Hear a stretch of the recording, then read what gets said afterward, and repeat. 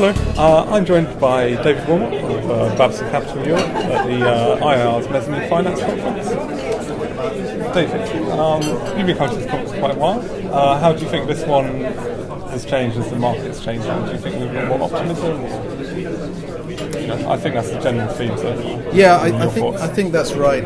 We've had over the past, I suppose, couple of years, a variety of, sentiments and themes coming out in the conference. But I think what's noticeable now is that with I think the development of the market over the past few months, there's more of a genuine place for a market, for mezzanine in the market, and a genuine financing gap, which is appearing in transactions, which is always a prerequisite for mezzanine, to really have a proper share of mind amongst financial sponsors, which is, ultimately the customers that we're dealing with in most cases.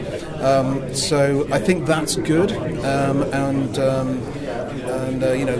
the buzz is around that, really, that there's deals to be done in next year. But that has been a transition from the earlier part of the year when it was more of a senior debt and senior high yield driven market. Yeah. And so if we are seeing senior and high yield retreating, what tips would you give to mezz funds to try and take advantage of that? What should they be doing? Well, I think they've got to focus on using mezzanine sensibly in transactions. Obviously, what you have to do is to deliver a sufficient improvement in the sponsor's returns when you're putting mezzanine into the capital structure.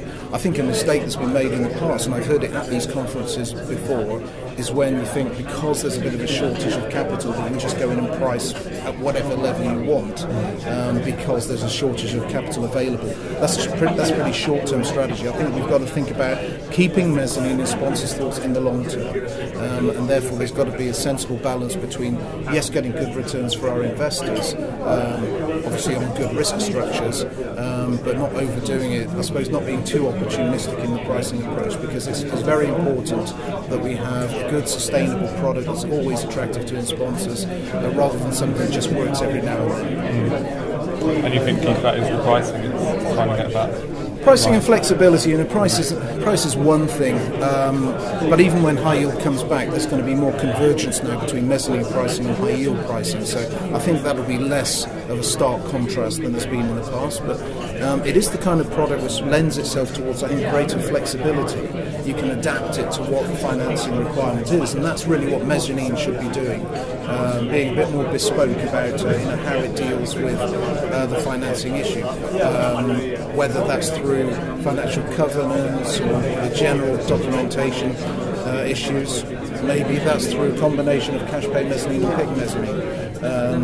So it's working around what the sponsor needs, and we need, to that extent, we need the senior banks to really to cooperate in that whole process. As a market, we have to work together to get deals done, and that's the interesting thing for 2012. Really, how do the banks respond to their own issues, and therefore, working with us on the mezzanine side to help the sponsors get deals done. And that's what we need in this market.